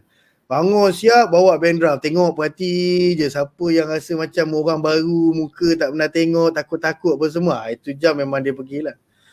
Alright, silat-silat dia tak bawa pun bandram Tuan Aizat. Saya pernah tengok ada seorang dia tak bawa bandram. Dia pergi cerita orang tu pap, dia pun saya kata dekat mahkamah tu ada mesin kan. Pap, dia bawa keluar 500 dia bagi kat orang ni. Saya pun kata, saya tengok unit tu padahal dia seorang je pun yang bida. Kan, so psikologi macam-macam di dewan macam-macam cara dia orang nak, orang kata apa, kacau lah kan. So tuan-tuan perempuan perlu certain dengan apa yang tuan-tuan perempuan nak buat. Dan nasihat saya tu lah, macam yang Tuan Herman dah bagi tahu awal-awal tadi, kita kena fahamkan matlamat sebenar kita macam mana. Kita dah ada kita punya price yang kita ceiling price yang kita nak bid tu. Jadi kalau tuan-tuan perempuan macam kita trader saham ni lah, macam siapa-siapa, saya percaya ramai kat sini trader saham kan, yang kita dah letak kat loss point kita berapa, kita nak letak kita punya profit taking kita berapa harga, so kita ikut, kita follow plan kita. So itu yang paling mustahak lah. Dalam bidaan lelongan pun sama juga lebih kurang. Okey, terima kasih Tuan Herman. Yang ni ada soalan yang seterusnya ni. Salam tuan semua. Tuan Wan Muhammad Rafiq ada tanya kat sini. Waalaikumsalam. Saya nak ambil peluang bertanya pendapat di pakar. Saya berhasrat untuk membida rumah di satu kawasan perumahan di Penang. Oh, dekat jauh tu Penang. Untuk kediaman sendiri. Bidaan akan dilakukan pada hujung Jun nanti. Harga reserve adalah RM680,000. Saya tiada pengalaman dalam lelongan sebelum ni. Disebabkan saya dan isteri sangat berminat dengan rumah ni. Saya dah lakukan homework yang sepatutnya, seperti saya makan POS, belajar sedikit sebanyak, sila belok, lelongan, buat saya visit. Saya rasa mungkin soalan ni terkat sebab panjang sangat. Jadi saya tak boleh nak keluarkan semua. Okay, saya percaya macam ni lah Tuan Wan Muhammad Rafiq. Kalau Tuan Wan berminat untuk mempelajari selok-belok tentang lelongan, mungkin Tuan Wan boleh pergi ke page Tuan Herman, tengok kat situ ada seminar ataupun kursus yang dianjurkan oleh Tuan Herman. Sempat lagi Tuan Herman kalau dia nak buat bidaan tu hujung bulan Jun ni, mungkin ada kelas-kelas yang dia boleh join Tuan Herman dalam masa terdekat ni. Dia kalau ikut modul tu, saya panggil sebagai Master Your Property khusus tu. Minggu depan saya akan ajar taktikal pelaburan lelong. Minggu depan lah. So kalau tak tahulah kalau Tuan Muhammad Rafiq berkelapangan untuk join kan, because kelas tu ada 50 orang tengah join sekarang. So mereka saya sedang latih lah dalam pelaburan tanah ni. Tapi soalan ni apa? Semua ni kenyataan daripada tadi ni. Sebab dia punya soalan saya rasa mungkin terpotong sebab dia punya tu panjang sangat. Okey. Tapi tak apa Tuan proses Wan, mungkin saya rasa mungkin dia nak tahu dari segi orang kata permulaan dia nak buat lah. Dari segi apa yang sepatutnya step yang dia perlu lakukan lah saya rasa. Tak apa, nanti saya minta Tuan Wan cuba simplify kan soalan tu, masukkan di ruangan komen tu, just letak soalan tu je. Mungkin kita sebab dalam sistem yang StreamYard ni dia tak boleh nampak dia punya soalan yang panjang tu, kita tak boleh nak keluarkan semua. Minta maaf lah Tuan Wan. Okey, kita keluarkan panduan kat situ Tuan Aizat. Apa yang kita boleh berikan? Sedikit panduan dekat situ lah apa kita boleh berikan. Tuan-tuan dan puan-puan, dia salah satu dalam dia lelong ni, dia ada satu nature yang tersendiri. Bila dah masuk bank draft, maksudnya pada mata bank, kita dah pada mata lawyer, pada mata pejabat tanah, pada mata mahkamah, kita bawa bank draft tu, dia ibaratkan macam kita bawa satu surat jaminan saya dah buat kajian. Salah satu kajian yang kita kena buat, yang saya rasa boleh bantu Wan Muhammad Rafiq, ialah kajian kelulusan loan kita. Maksudnya apa? Kalau saya masuk ni tak ada masalah dengan loan. Pasal lelong ni dia berbeza dengan subsale dan juga new development. Subsale saya letak earnest deposit, beli dengan seorang ejen, saya letak earnest deposit. Saya dapat letter offer to purchase. So bergandingan dengan dokumen-dokumen peribadi saya, bank statement, payslip sebagainya, hantar dekat bank.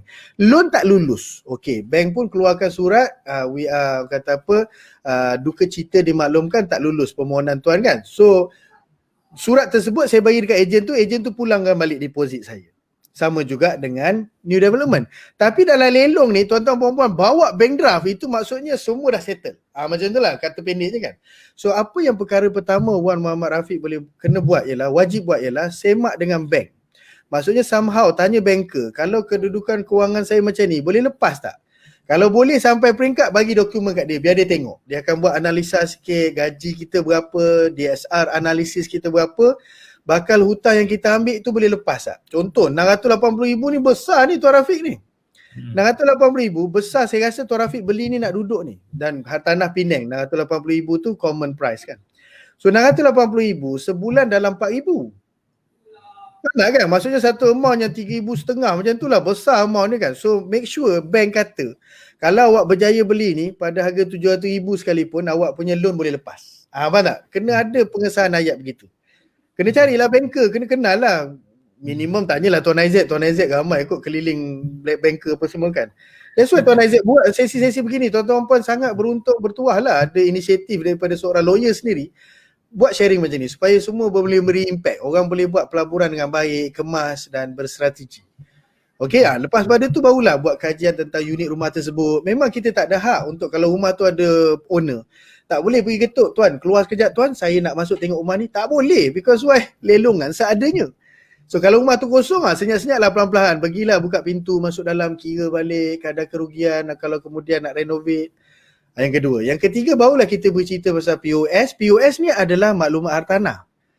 Bila lelongan, dekat mana lelongan, pukul berapa, maklumat hartanah, geran dia, nombor hak milik dia, saiz dia, semua ada dekat situ. Dan juga dari segi maklumat peguam dan juga pelelong. Belakang tu syarat-syarat jualan. Syarat jualan tu kena teliti, satu ayat ke satu ayat. So settle lah. Itu saya panggil langkah kerja awal lah. Kalau semua tu dah settle, yang penting matematik tu lah. Matematik semua dah susun, okey, beres. Dan tanya pada bank, tunggakan. Tadi saya perasan ada soalan, bukan ke 6 bulan ke bawah bank cover. Kena hati-hati. Ada dalam keadaan, dalam syarat jualan, bank tak nyatakan yang dia akan cover. Dan dalam keadaan bank cover, bukan bank cover upfront bank cover kata apa, selepas kita dah bayar dan kita akan kata apa, bank akan disburse balik, kena claim. That's why lawyer macam Tuan Aizat yang mahir urusan lelong apa semua, dia akan tengoklah dekat mana apa semua kan, dia akan bongkarkan profil unit lelongan tersebut, dekat situ kita akan klik balik. Persoalannya tuan-tuan, kita kena upfront barulah boleh buat pindah milik. Kalau tidak JMB tak release strata, kalau tidak pejabat tanah atau cukai pintu tak boleh benarkan kan. So cukai pintu tak ada dapat taksiran terkini yang dah bayar. So kita kena upfront. Soalannya upfront tu ada tak duit tu? So kat situ yang saya banyak jumpa yang tak ada duit lah man, saya ingat bank cover dulu. Betul bank cover, tapi bank cover selepas. Kan? Alright? Okay. Ni Puan Faizah. Saya tambah sikit penerangan daripada Tuan Irman tadi. Okay, basically dalam lelongan, dia tak sama macam kita buat transaksi jual beli dalam SPA biasa. Kita bayar deposit, deposit yang dah dibayar masa SPA tu boleh digunakan oleh peguam untuk melunaskan whatever outstanding yang ada berdasarkan kepada statement yang dikeluarkan oleh JMB, cukai pintu yang dikeluarkan oleh Majlis Perbandaran, cukai tanah, semua tunggakan-tunggakan tu lawyer boleh keluarkan daripada duit deposit yang dah diterima. Okay, itu untuk SPA biasa. Tapi dalam bidaan kita buat lelongan ni, dia tak sama macam tu tuan-puan. So bila kita buat bayaran 10% untuk deposit masa kita buat bidaan tersebut, duit tu tak boleh digunakan langsung untuk tujuan nak menyelesaikan whatever tunggakan yang ada oleh pihak bank. Okay, jadi kita perlu gunakan duit kita sendiri. Jadi on top of 10% yang kita dah keluarkan tadi, kita perlu reserve lah. Kita perlu reserve berapa lagi baki yang perlu kita lunaskan, tunggakan-tunggakan yang ada. Dan kalau macam yang Tuan Irman beritahu tadi, dalam POS ada sebut tunggakan tersebut akan dibayar ataupun di-reimburse, reimburse balik oleh bank kepada kita, kepada pembida-pembida yang berjaya selepas bayaran baki harga bidaan penuh dibayar. So kita kena faham lah, maknanya towards the end tu baru kita akan dapat balik duit yang kita dah advancekan tadi. Jadi sebab tu penting due diligence yang kita perlu buat sebelum kita masuk bidaan tu, kita dah check dulu. Nak check tu tak susah tuan-tuan puan. Kita boleh periksa berdasarkan kepada kalau katalah tunggakan cukai pintu, kita boleh dapatkan berapa tunggakannya berdasarkan kepada carian yang kita buat cukai pintu di Majlis Perbandaran. Cukai tanah pun kita boleh check secara online dan kalau kata melibatkan apartmen yang ada strata title ni, kita boleh check dia punya outstanding maintenance yang terlibat untuk tanah tersebut daripada MC Management Corporation ataupun dengan GMB, Joint Management Body, pangsa puri ataupun apartmen tersebut lah. Dan jadi kita boleh buat kita punya own due diligence untuk kita kenal pasti berapa tunggakan yang kita perlu sediakan duitnya untuk bayar dulu. Kemudian tu barulah kita boleh tuntut balik selepas bayaran penuh harga jual tu dah dibayar kepada bank dalam proses bidaan tersebut lah. So itu dia punya yang tuan-tuan perempuan perlu fahamkan. Okey, ada Tuan Haji Jaafar tanya lagi ni, untuk investment, beli rumah buruk lebih selamat dan lebih untung berbanding rumah lelong, betul ke? So investment punya ni memang kita serahkan pada Tuan Herman untuk jawab. Silakan Tuan Herman. Tanya pandangan midfielder lah. Dia dalam urusan pelaburan ni tuan-tuan puan, midfielder kita kalau dalam bola sepak tu midfielder utama kita adalah lawyer. So lawyer tu kena betul-betul. Saya ada pengalaman dalam keadaan lawyer yang tak berapa mahir kan. Maksudnya dia mahir sebagai seorang dalam bidang litigation tapi conveyancing tak berapa kemas. So yang jadi saya pula ingatkan dia. Kau dah buat ni belum? Pasal kawan-kawan lah.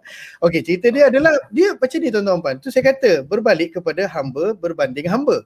Maksudnya apa? Adakah rumah lelong ataupun rumah buruk ni lebih baik daripada rumah lelong? Saya tak boleh setuju dalam keadaan begitu.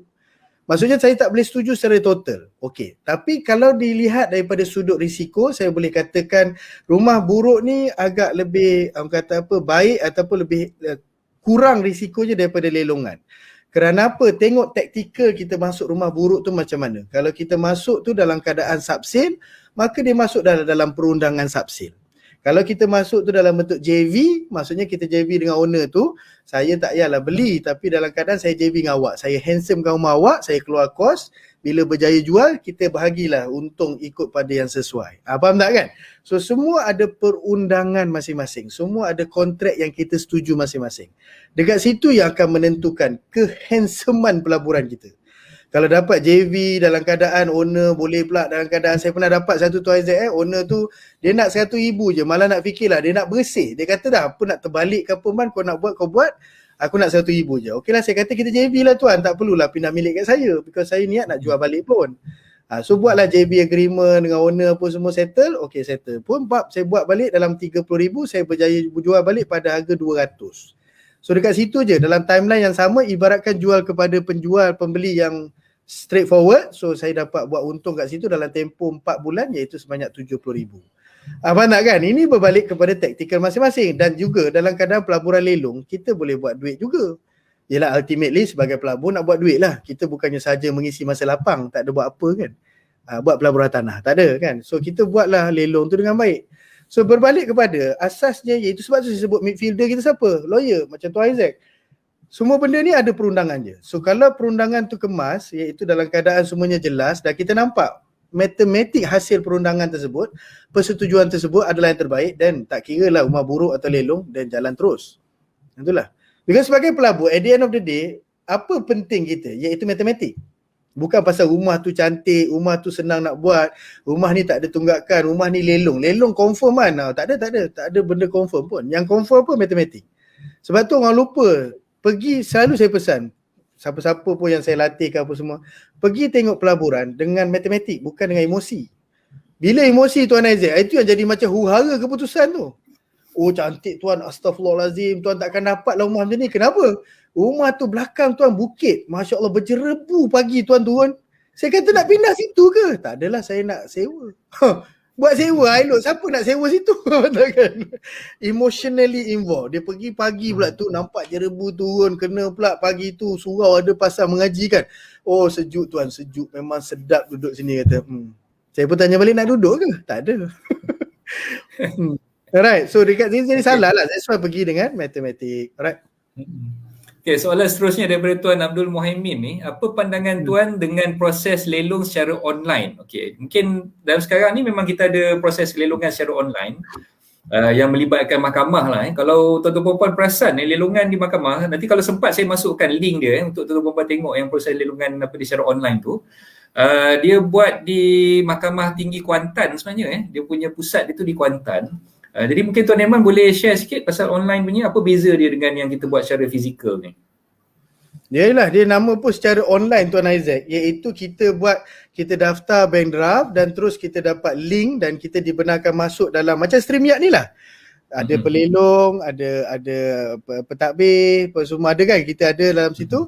So kita pun nampak, so secara transparent benda tu dijalankan. Maksudnya still benda tu boleh dibuat secara transparent. Tapi dalam keadaan cuba jaga perundangan tu, cuba jaga transparent tu pun still adalah ruang-ruang yang kata apa, loophole yang perlu dikemaskan lagi. So dia adalah lelongan juga tapi dijalankan secara online.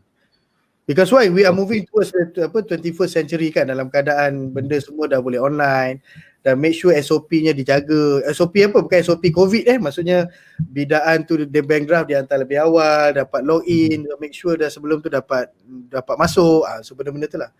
Banyak lagi khilaf Tuan Isaac dalam lelongan online ni. Ada yang tak dapat akses lah, ada yang masa tu internet connection waktu tu lah nak hujan lebat.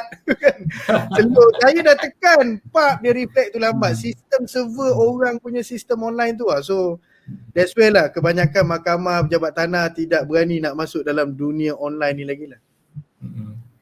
Okay. Alright. Right. Seterusnya daripada Puan Dila Fadila ni, bagaimana auctioneer tangani masalah ulat lelong? Ada ke cara macam mana kita nak kekang ulat lelong ni, Tuan Iman? Tak ada. Jawapannya tak ada. Nama pun ulat. Kita tak boleh jadi burung yang makan ulat tu. Tak boleh. Maksudnya apa? Maksudnya apa? Kami pelelong, tuan-tuan puan. Ingat pasal soalan ni auctioneer. Puan Dila, saya sebagai pelelong, saya buat kerja saya. Saya prepare POS, saya buat iklan, cuba tarik perhatian seberapa ramai pembida boleh, dan at the end dapat seorang pembida pun okey lah yang menang reserve prize. Itulah cycle kerja saya. Dapat pembida, saya dah ketuk, saya prepare MOS, saya bawa pergi stamping, settle, serah dekat lawyer, serah dekat bank, serah dekat mahkamah, settle. Maksudnya lepas pada tu bukan urusan saya lagi dah. Namun pada hari lelongan bercerita tentang ulat apa semua, ini di luar Dewan Lelong. Masuk Dewan Lelong saya jaga. Maksudnya saya akan ketuk, saya akan buat setransparan yang boleh. Saya tidak ada kekuatan, malahan tak ada perundangan yang memberi hak pada saya untuk keluar dan ketuk kepala ulat-ulat ni, tak boleh.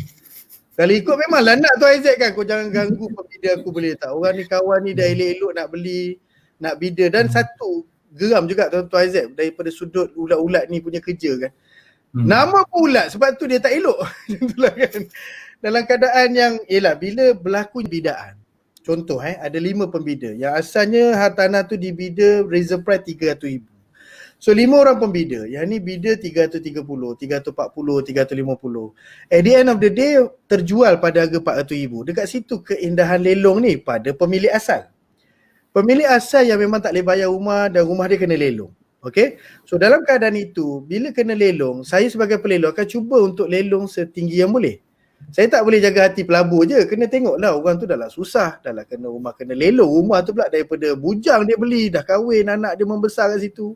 Kita kena ambil sentimen owner pula. So kalau transparent lelongan tu dijalankan dengan baik, insya-Allah daripada situ 400,000 bank ambil pembelian tersebut, tolak baki hutang, kan kita kan gadaian menjamin membayar balik wang pokok kan.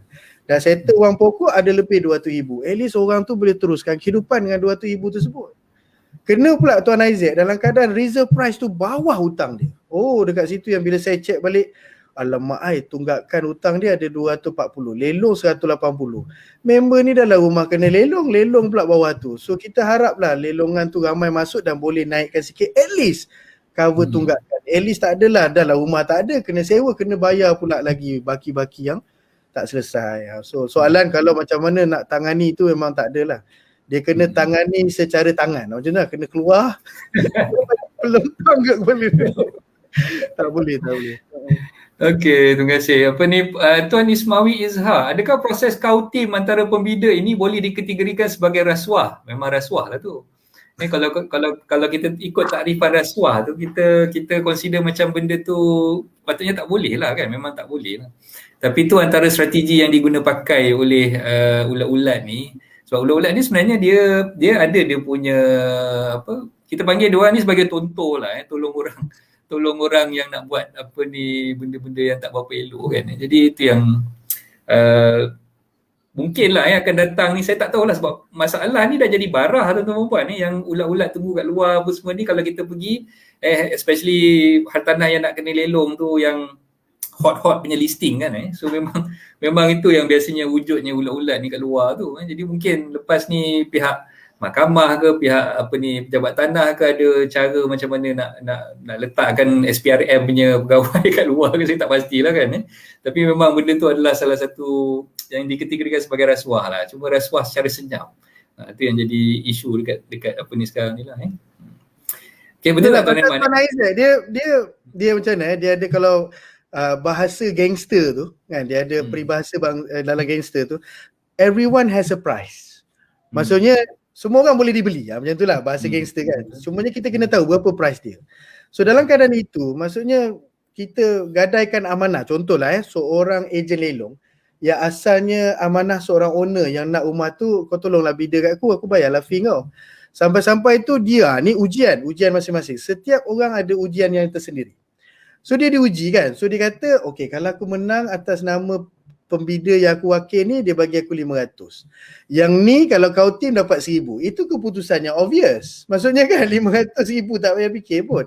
Dekat situ ujian dia, keputusan dia. Dalam keadaan yang dia melihat 1000 tu adalah harga yang dia kena yang dia dibeli. Maknanya alamak yang murah ni kau 1000 dah boleh beli kau kan. So dekat situ yang menjadikan amanah dia terjejas lah. So berbalik pada tadi, dia jadi suasana tuan-tuan bang. Kalau tuan-tuan pergilah, lihat lu jangan bida lagi pergi tengok nampak POS, pergi suasana lelong. Ambil feel dulu, tengok suasana di foyer, bukan dalam dewan lelongan. Di luar, dekat situlah yang wah bincang apa kau tim mah 2000 yang ni boleh lah bang 800 bang, ni nombor akaun saya, transfer tu bang, nanti abang dapat rumah. Macam-macam bahasa, macam-macam dialek. Dia bukan satu bangsa tu menjadi ulat, tak, ulat ni dia mana-mana bangsa pun boleh jadi ulat. Maksudnya apa, at the end of the day is dia berbalik pada saya nampak suasana yang tak bagus lah, menjadi kesian. Saya banyak ihsan pada owner, because kita juga owner rumah. Bayangkan rumah kita kena lelong, yang kita anak kecil apa semua nak kena angkat. Saya pernah tengok satu dekat Gombak Tuan Aizat suami dia meninggal, rumah tu kena lelong. Dia tak tahu mana nak pergi, punya buntu dia tarik pelak pergi belakang rumah. Belakang rumah dia tu ada tanah sikit, dia buat canvas biru tu kan. Dia letak canvas biru, pokok lebih kurang, dia gantung-gantung, dia pegang anak dia bawah tu. Saya kata astaghfirullahalazim. Kenapa macam ni sekali? Kan, so dekat situ yang menjadi kekuatan saya lah. Macam mana pun saya nak cuba marketkan, buat iklan supaya banyak boleh tarik perhatian pembida, bagi ramai bida. Kan, walaupun pada asasnya seorang pembida saya dah dapat komisen dah sebagai pelelong, tapi lagi ramai pembida dapat baik. Saya pernah bida Tuan Aizat dalam keadaan harta tanah tu 480, dijual akhirnya pada harga 610,000. So seronok lagi kita jadi macam alhamdulillah, dan pembeli pula yang jenis rumah nak beli duduk sendiri kan. So seronok lah. Alright, okay. Alhamdulillah. Okey, seterusnya daripada Tuan Ibrahim Awang ni, rumah lelong yang dimenangi jika dijual semula adakah kena bayar RPGT, Real Property Gains Tax, kepada kerajaan di atas keuntungan? Jawapannya sekarang ni, Tuan Ibrahim, kalau saya boleh bawa Tuan Ibrahim kepada pakej penjana yang dah diumumkan oleh Menteri Kewangan tahun lepas. Pakej penjana memberikan kelonggaran kepada pelupus-pelupus, orang yang nak melupuskan tanah sehingga penghujung tahun 2021 ni, sehingga 31 Disember 2021, tuan-tuan dan puan boleh memohon pengecualian untuk RPGT ni. Jadi kalau katalah Tuan Ibrahim menang bidaan dan nak lupuskan, nak flip lah tanah tersebut, boleh buat untuk dapatkan pengecualian duty stamp tu, pengecualian RPGT tu pada tahun ni sehingga 31 bulan Disember.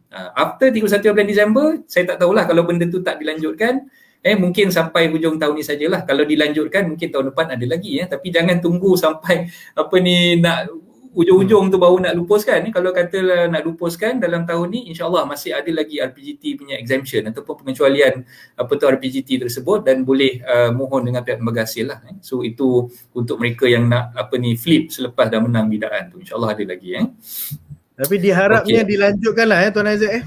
InsyaAllah. Dia bagi setahun RPGT, setahun dia bagi RPGT percuma. Tapi setahun tu 3 kali PKP je. Jadi macam dia bila tengok pada saya tengoklah realitinya lah. Bila RPGT tax tu berikan kelonggaran untuk pengecualian dalam tahun ni, memang nampak pasaran tanah tu sedang rancak lah tuan-tuan dan puan. Even though kita PKP, last year kita dah start PKP 1.0 sampai tahun ni dah 3.0, kita nampak masih lagi berlaku transaksi jual beli tanah. Tuan Irman pun saya rasa dalam keadaan yang sibuk sekarang ni, banyak kawan-kawan sahabat-sahabat ejen tanah kita pun dah dalam keadaan yang orang kata boleh menjalankan urus niaga hartanah tu ketika sebelum PKP 3.0 ni, dan kita nampak transaksi jual beli hartanah tu memang tengah rancak. Antaranya sebab RPJT dikecualikan lah, itu antara yang kita, dan stamp duty macam tuan-tuan puan yang macam saya dah terangkan sebelum ni, stamp duty dikecualikan sehingga penghujung tahun 2025 untuk pembeli rumah kali pertama. Jadi tuan-tuan puan boleh enjoy dengan pengecualian stamp duty tersebut sehingga 2025 nanti insyaAllah. Okey, sekejap. Saya masukkan last question yang akan okey, ini mungkin yang Tuan Rafiq punya soalan tadi itulah. Dalam tempoh PKP ni minta pendapat, apa perlu saya buat untuk mitigate risiko deposit hangus? Bolehkah dilanjutkan tempoh 120 hari? Boleh tak suggest lawyer yang boleh handle dan berpengalaman untuk kes ni? Ada tak similar case seperti ni sebelum ni? Okey, saya rasa soalan ni nanti saya tolong jawabkan dulu Tuan Irman. Nanti mungkin Tuan Irman boleh tambah lah. Okey, POS ni very simple tuan-tuan puan. Dia very straightforward. Dia tak sama macam terma yang terkandung di dalam SPA biasa. Jadi kalau Tuan Rafiq adalah baru berhasrat untuk membida hartanah melalui lelongan, kali pertama nak buat bidaan ni, kena berhati-hati. Terma di dalam POS dia tidak ada ruang ataupun peluang untuk kita nak deviate ataupun nak kita nak cuba adjust sikit sana sikit sini, tak boleh sebenarnya. Dalam POS kalau dia kata 120 hari, 120 hari lah. Kalau misal kata dalam tempoh PKP ni, biasanya kalau kita tengok POS tu dia tak ada sebut jika berlaku lanjutan masa disebabkan penularan wabak COVID-19, PKP dilaksanakan, maka pihak pembida diberikan kelonggaran untuk melanjutkan tempoh 120 hari itu ke tempoh yang seterusnya ke, ataupun dilanjutkan dalam tempoh yang lebih panjang ke, tak ada. Dalam POS memang tak ada sebut.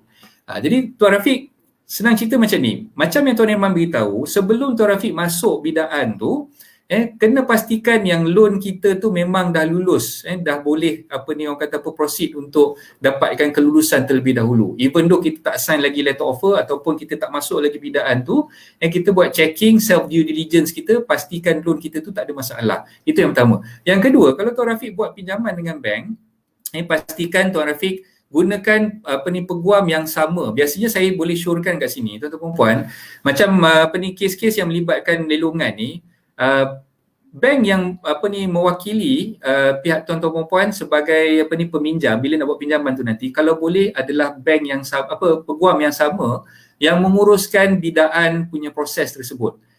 So maknanya kalau katalah tuan-tuan puan dah menang bidaan, dah dapat POS and dah sign contract of sale tu tadi, and tuan-tuan puan gunakan loan lawyer yang sama yang akan buat proses untuk bidaan tu tadi dan juga proses untuk loan documentation. Gunakan lawyer sama sebab cepat.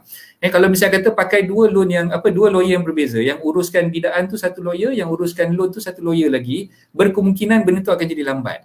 Jadi tuan-tuan puan, saya syorkan kalau katalah Tuan Rafiq nak buat bidaan dan buat pinjaman pula bila nak beli hartanah tadi tu, pastikan gunakan lawyer yang sama. Nak recommend susah sikit sebab saya kalau kata di Penang tu saya tak berapa pastilah lawyer mana yang sesuai untuk digunakan. Sebab saya syorkan pakai lawyer lokal, lawyer yang katalah Tuan Rafiq nak beli di Penang, so pakai lawyer yang memang ada di Penang. Jadi senang kalau kita nak berurusan dengan dia, nak tanda tangan dokumen, nak buat follow up dan sebagainya, dia senang kalau kita gunakan local lawyer untuk tujuan tersebut. Okey, Tuan Irman mungkin ada nak tambah sikit kat situ? Tak ada, bukan dalam keadaan ini yang paling sesuai jawab adalah lawyer. Midfielder kita lah yang akan minta Ehsan akan buat surat pejabat tanah untuk justify ataupun kepada bank kenapa benda tu terpaksa dilanjutkan. Tapi dalam keadaan bila dia berbalik pada asasnya begini. Lelongan dia ada 3 tempat. Yang satu private auction, yang kedua mahkamah, yang ketiga pejabat tanah. Ingat tuan-tuan So ini dibezakan daripada nature dokumen hak milik. Kalau dokumen hak milik masih lagi master title, maksudnya belum dapat pemilikan penuh secara dokumen hak milik pada individu, maka lelongan dijalankan oleh bank secara private auction. Dia buat kat mana-mana lah. Dewan Hotel Istana ke, Dewan CIMB ke, CIMB Mega Auction ke. Ini semua bank sendiri boleh buat. Yang kedua, di mahkamah kerana dokumen hak miliknya di bawah Pejabat Tanah dan Galian Negeri. So PTG. So dia buat dekat mahkamah. Kalau pejabat tanah kerana dia berada di bawah pejabat tanah daerah. Dokumen hak milik tersebut dijalankan masing-masing. Kalau dalam keadaan dah berlaku kesempurnaan dokumen hak milik, Kan maksudnya dah ada. Kalau kita sebut geran lah. Geran ni salah satu Geran kita dah ada. Maka dalam keadaan itu, pejabat tanah dan mahkamah melihat tak ada reason pun benda tu lambat. Because why? Dokumen hak milik dah sempurna dah atas nama pemilik tu. Dan kena lelong. So that's why lah midfielder kita, lawyer tu kena betul-betul komprehensif, kena betul-betul teliti dalam urusan kerjanya dan make sure timnya cukup untuk proses tu siasa bergerak.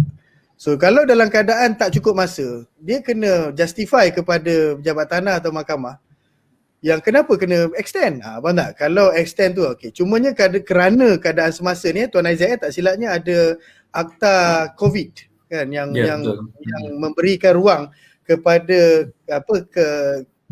kelembapan proses kelewatan tu menjadikan akta COVID masuk untuk supersede 120 hari tersebut. Macam tu. Alright?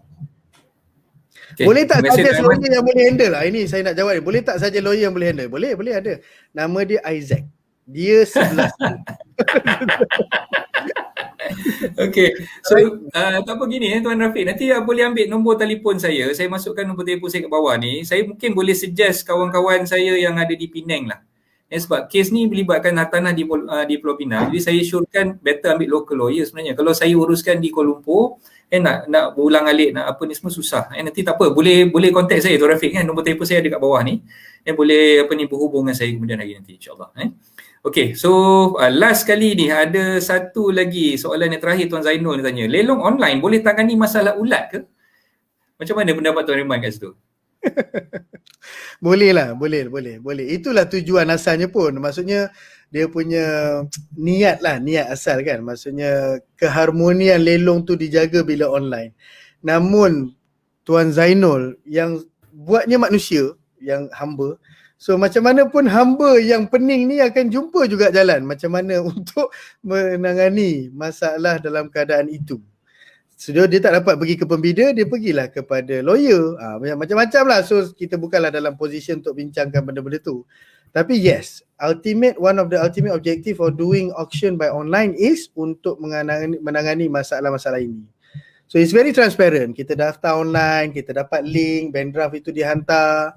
Tak ada siapa-siapa terlibat, third party tak ada pun. So dekat sini dia eliminate dua peranan. Dia menghapuskan ulat, tapi dalam dia macam kemoterapi lah Tuan Isaac. Dia nak bunuh kanser, barah Tuan Isaac sebut tadi. Dengan sel-sel lain yang baik-baik semua settle. Why? Because dia eliminate dua lagi peranan. Ulat tu dia dapat eliminate, dia menghapuskan dua lagi peranan, iaitu peranan ejen lelong. Maksudnya owner tak payah ejen lelong lah. Yang membantu pergi buat bank draft apa semua kan satu. Dan yang kedua, dia eliminate peranan pelelong. Because bank boleh buat sendiri dah. Kan tak perlu ada pelelong untuk ketuk because online kan. So dekat situ kemoterapi lah satu usaha yang ganas menghapuskan kanser tu, tapi dengan urat-urat baik, sel-sel baik ni pun sekali jalan. Itulah, kesian juga kat pelelong-pelelong macam tu Herman ni kan. Lepas kalau katalah dia buat secara online sepenuhnya, maknanya pelelong-pelelong yang ada ni memang dah orang kata apa tak dipanggil lagi lah untuk menjalankan operasi lelongan tu sendiri kan. Tak ada job dah. Yang masih lagi ada job yang jenis pejabat tanah dan mahkamah yang masih lagi belum percaya dengan lelongan online lah. Itulah. Alhamdulillah ketidakpercayaan tersebut menjadi job pada saya. Okey, Tuan Rosli pula ada tanya ni. Dia minta saya keluarkan juga soalan dia ni walaupun saya dah kata last tadi kan. Berapa lama tempoh untuk lunaskan perbezaan amount antara deposit reserve price dengan deposit harga menang bidaan? Harga reserve price RM200,000, menang bidaan RM300,000. Maknanya ada nak kena top up kat situ. Kena ada 10k lah untuk reserve bidaan yang dia menang tadi. Deposit tu actualnya RM20,000. So bila menang bidaan RM300,000, ada 10k tu bila masa nak kena bayar tu? Okey, so bila kita dah menang bidaan, maksudnya dah ketuk tanah tersebut dijual seadanya dan tuan telah menang RM300,000. Kalau ikutkan reserve price RM200,000, bank draft kita RM20,000, maka kita kena top up lagi RM10,000. Dia akan jatuh dua keadaan, iaitu bergantung pada lawyer bank tersebut, iaitu pasal dia dah bagi kita 90 hari ataupun 120 hari. So mesti selesai dalam tempoh tersebut. Baki bayaran mesti selesai dalam tempoh tersebut. Ada lawyer bank dia request time tu juga. Pandai-pandai kita lah pergi dekat bank ke ambil semua, bank draft lain pula tambah top up pada situ. Namun kebanyakan oleh kerana keadaan semasa apa semua, so bank pun kata, lawyer bank pun kata tak apalah, you settle dalam tempoh yang diberikan itu. Yang mana dalam tempoh tersebut mesti selesai 300,000. Tak kira lah buat loan ke, buat cash ke, pembelian secara cash ke, kita kumpul duit ramai-ramai kawan-kawan ke, at the end of the day, pada mata bank, pada mata mahkamah, pada mata pejabat tanah, mesti selesai dalam tempoh yang diberikan. Okay, alright. So saya rasa jelas lah jawapan kepada Tuan Irman tu. Okay, ni siapa-siapa yang nak follow Tuan Irman boleh masuk ke Facebook page Tuan Irman. Mudah aja, Irman type nama Tuan Irman sendiri. Dan memang banyak tuan-tuan dan puan informasi yang berguna. Okay, saya dipahamkan Tuan Irman pun ada Telegram channel kan? Ada. Telegram channel Tuan Irman pun kalau boleh sharekan dekat sini Tuan Irman. Ya, boleh Nanti saya boleh masukkan dalam komen tu, siapa-siapa yang nak join Telegram channel, nak search di Telegram tu Irman type juga. Betul. Senang. Okay. So Telegram channel Tuan Irman pun Irman type juga so boleh search dalam Telegram tu dan boleh dapatkan informasi daripada Tuan Irman setiap hari lah insya-Allah sebab saya pun ada dalam channel tersebut dan join dah pun banyak informasi yang berguna tuan-tuan puan, especially those yang mungkin dahagakan ilmu dan sebagainya nak masuk kelas-kelas yang Tuan Irman anjurkan dalam Telegram channel tu. Tuan Irman sentiasa menghebahkan lah tentang kita punya Tuan Irman punya sharing dan sebagainya lah. Okay, dan saya rasa itu sajalah untuk kita kongsikan pada pagi ni. Saya ucapkan ribuan terima kasih kepada Tuan Irman atas kesudian Tuan Irman untuk bersama-sama dengan kita pada pagi ni. 1 jam 45 minit tuan, kita dah bersiaran secara live. Diam tak diam 1 jam 45 minit sebenarnya. So hari ni merupakan hari Jumaat penghulu sehari-hari. Jangan lupa tuan-tuan puan banyakkan berselawat. Walaupun kita mungkin tak dapat nak ke masjid nak tunaikan solat Jumaat secara berjemaah, jangan lupa kita solatlah Zuhur berjemaah dengan kawan-keluarga kita. Dan mana yang baik itu datang daripada Allah SWT, yang kurang baik itu datang daripada kelemahan diri saya sendiri. Saya minta ampunan maaf sekiranya ada berlaku apa-apa kesilapan teknikal ke, salah cakap ke dan sebagainya. Dan sekali lagi saya ucapkan ribuan terima kasih kepada Tuan Irman atas kesudian untuk berkongsi pengalaman, berkongsi ilmu, berkongsi manfaat kepada tuan-tuan dan puan, hadirin-hadirat yang ada bersama kita pada pagi ini. InsyaAllah kalau ada rezeki kita akan jumpa lagi dengan Tuan Irman. Jangan seritlah Tuan Irman bersama-sama kan saya dalam rancangan live macam ni. Boleh. Okey, insyaAllah. Okay, terima kasih banyak-banyak dan saya ucapkan ribuan terima kasih juga kepada tuan-tuan dan puan yang sudi bersama-sama kita pada pagi ini. Okey, so kita jumpa lagi esok insyaAllah. Kita akan continue sampailah 14 hari bulan nanti setiap pagi pukul 10 pagi di Facebook page catatan anda. Okey, so Assalamualaikum warahmatullahi taala wabarakatuh. Bye-bye. Assalamualaikum warahmatullahi wabarakatuh.